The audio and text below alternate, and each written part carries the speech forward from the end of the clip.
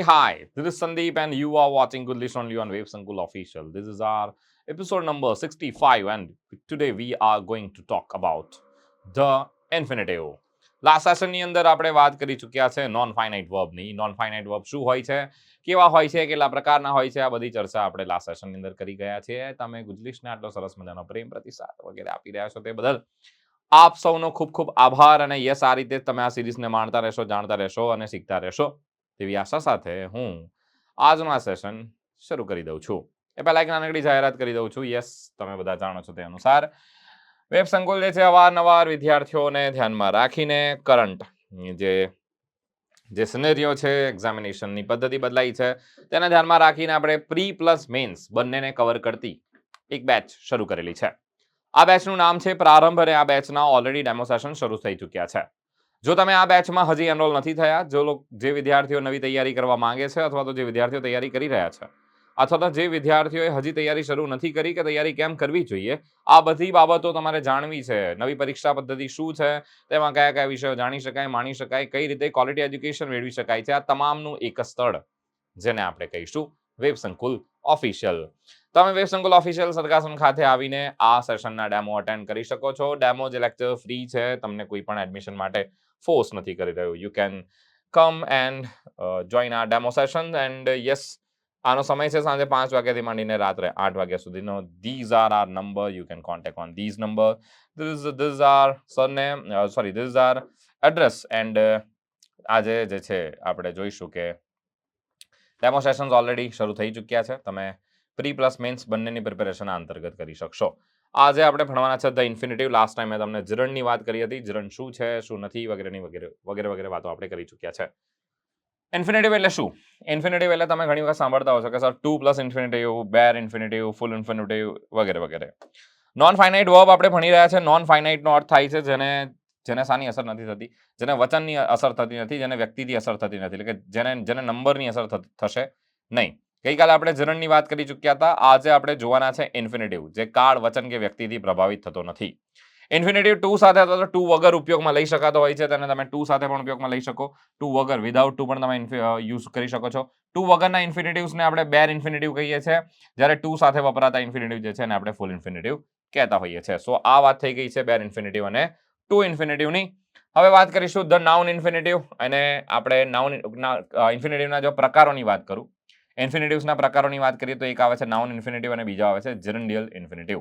આપણે આજે ભણવાના છે તે છે the noun infinitive.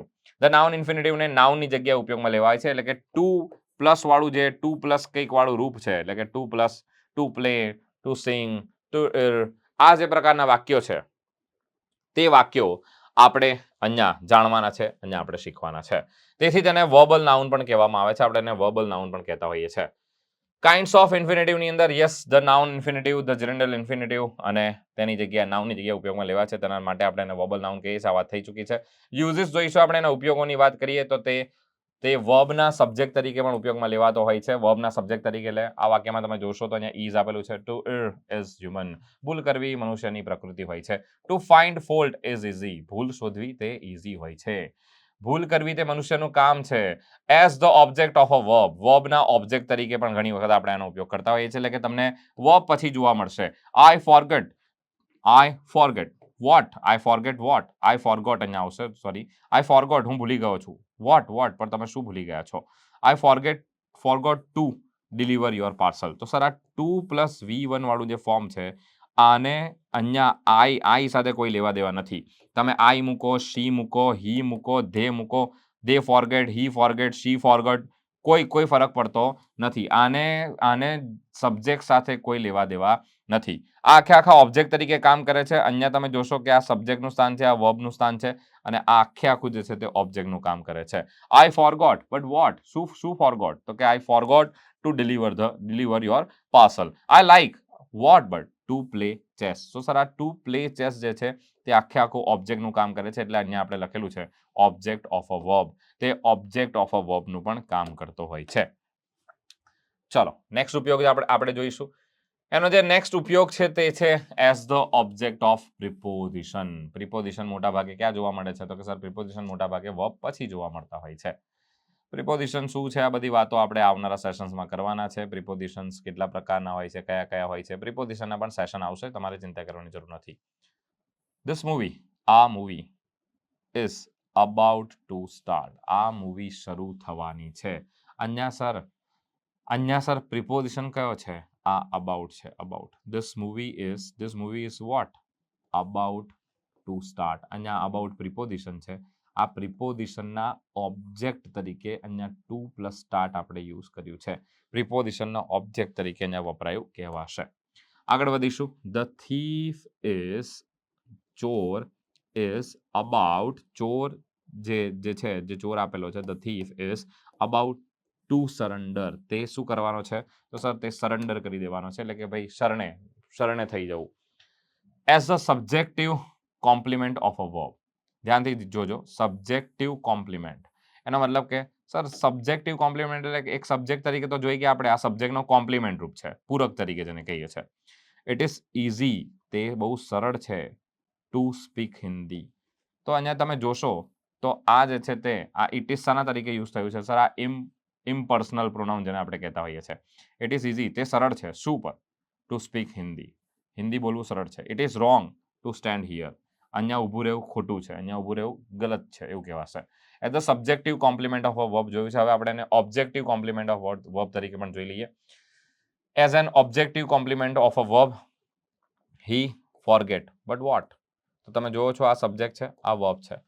Two plus read, અહીંયા ઓબ્જેક્ટનું કામ, ઓબ્જેક્ટના પૂરક તરીકે આપેલું છે, ઓબ્જેક્ટની આપૂર્તિ કરે છે. He forget but what? To read, વાંચવાનું ભૂલી ગયો છે. હી વાંચવાનું ભૂલી ગયો હતો. તે વાંચવાનું ભૂલી ગયો હતો. તે વાંચવાનું ભૂલી ગયો હતો. શી વોન્ટેડ હિમ, તેને ઈચ્છે છે. પણ શું કરવા ઈચ્છે છે? Two walk. તો અહીંયા તમે જોઈ શકો છો, આ અહીંયા જે છે તે કોમ્પ્લિમેન્ટ તરીકે યુઝ થયો છે, જ્યારે અહીંયા ઓબ્જેક્ટ તરીકે યુઝ થયો છે. આને આપણે ઓબ્જેક્ટના સ્થાને તમે ઇન્ફિનિટિવનો યુઝ કર્યો છે તેવું કરી શકાશે. આ ઉપરના વાક્યમાં તમે જોશો તો હી ફોરગેટ ટુ, સર અહીંયા ઓબ્જેક્ટ તરીકે યુઝ કર્યો છે આપણે, વર્બના ઓબ્જેક્ટ તરીકે. અને અહીંયા જોશો તમે તો સર આ ઓબ્જેક્ટ કોમ્પ્લિમેન્ટ તરીકે યુઝ થયો છે. શી વોન્ટેડ હિમ, તેણીને તે જોઈતો હતો, પણ શું કરતો? Two walk. તેણીને તે કામ કરતો જોઈતો હતો, ભાઈ તે તેણીની માટે કામ કરે. સો દેટ્સ ઇટ. સરસ મજાનું આ આપણું નાનકડું સેશન જેની અંદર આપણે ઇન્ફિનિટીવની વાત કરી છે. હવે આ સેશનની અંદર તમારે કઈ વસ્તુનું ધ્યાન રાખવાનું છે પહેલા કહી દઉં. ઘણાને તો એવું લાગશે કે સર સીધું મને કંઈ ખબર નથી પડી રહી. આના પહેલાનો જે સેશન છે જેની અંદર મેં તમને ફાઇનાઇટ અને નોન ફાઇનાઇટ વર્બની આપણે ચર્ચા કરી છે આના પહેલાના સેશનમાં.